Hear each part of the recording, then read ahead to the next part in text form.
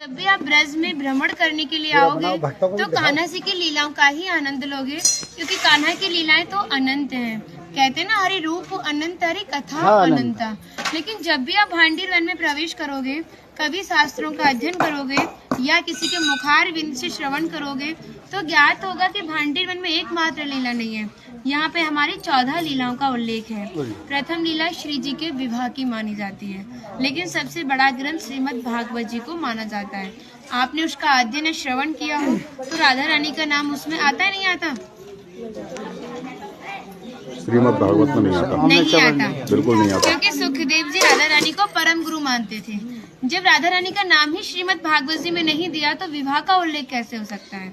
लेकिन श्रीमद् भागवत जी को छोड़ के 12 ग्रंथ ऐसे हैं जो हमारी लाडली जी के विवाह का उल्लेख करते हैं।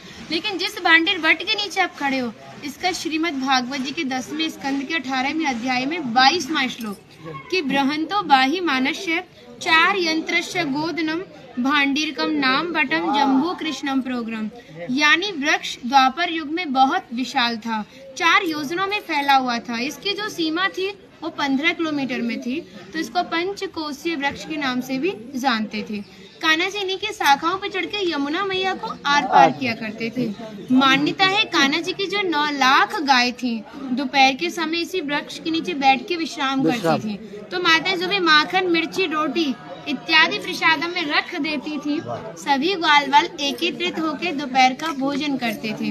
और भांडीर वन में सबसे बड़ा विशेष पर इसी प्रसादी का बताया गया है, क्योंकि आप कभी किसी विवाह में जाते हैं तो बिना अन्न प्रसादी के नहीं आते। आप तो लाडली जी के विवाह स्थल ही आए हो। यहाँ पर जो दुर्वासा मुनि थे, जो दूब घास होती है उसी का रसपान करते थे।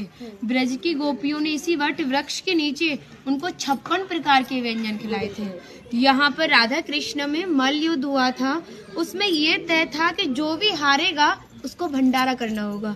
तो जब हमारे कान्हा जी हार गए थे तो ग्वाल वालों के साथ मिलके यहाँ पे भंडारा किया, उसी के नाम पर इसका नाम भांडीर वन पड़ा।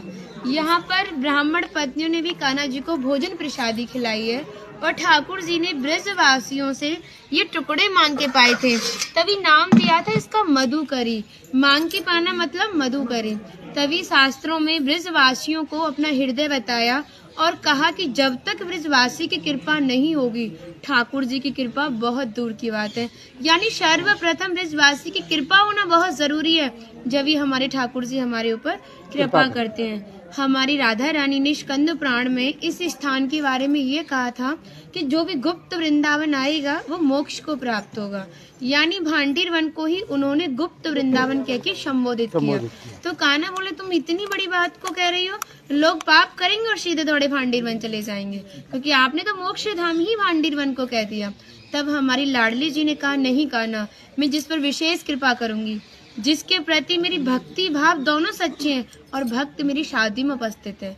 यानी आज से 5,500 वर्ष पूर्व आप इस स्थान पर थे। मनुष्य तो कोई था नहीं, तो अपने आप को कीड़े मकोड़े, घास फूस, पतझड़ इत्यादि अपने आप को मान सकते हो। जो भक्त उनकी शादी में उपस्थित था वो भक्त कई बार वृंदावन आएगा, जब जाके गुप्त वृंदावन आएगा, और डायरेक्टली नहीं, किसी न किसी के माध्यम से। इस स्थान तक पहुंचने के लिए माध्यम का होना बहुत जरूरी है, और सारा श्रेय भी माध्यम को जाता है, क्योंकि माध्यम ही हमें ऐसे दिव्य स्थान पर पहुंचाता है। और जो भी भक्त भांडीर वन में प्रवेश करेगा, प्रवेश करने से जो कान्हा ने 14 लीला भांडीर वन के अंदर की हैं, उनके दर्शन मात्र का फल प्राप्त होगा। और जो भी यहाँ की एक किनका प्रसादी पाएगा और एक रात्रि निवास करेगा, वो इस ब्रज गौलोक धाम से वैकुंठ गौलोक धाम को जाएगा, क्योंकि जो हमारे ठाकुर जी ने गौलोक धाम को इस 84 कोस में ही बांटा है। आप यहाँ पे जो भी दर्शन करोगे वो प्रकृति की देन के हिसाब से और मानव निर्मित दर्शन है, लेकिन आप गौलोक धाम में जो भी दर्शन करोगे वो ठाकुर जी के हिसाब से है। जैसे गर्ग संहिता के 6वें अध्याय का नाम है गौलोक खंड, आप उसका अध्ययन करोगे तो भांडीर वट का एक दिव्य वर्णन का अध्ययन करोगे। कहते हैं गौलोक धाम में ब्रिजा नदी के किनारे भांडीर वट है, यानी यमुना मैया का नाम ही गौलोक धाम में ब्रिजा है।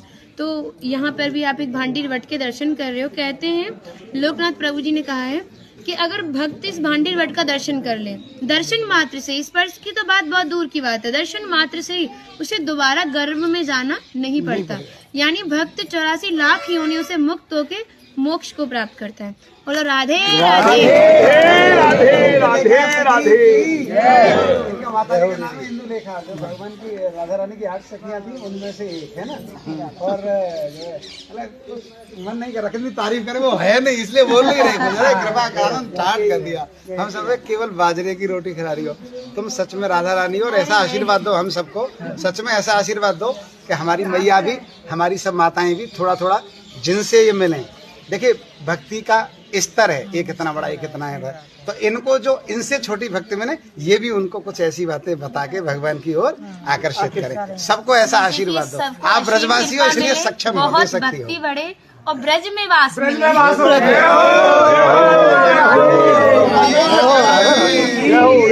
से पहले कह दिया आपने।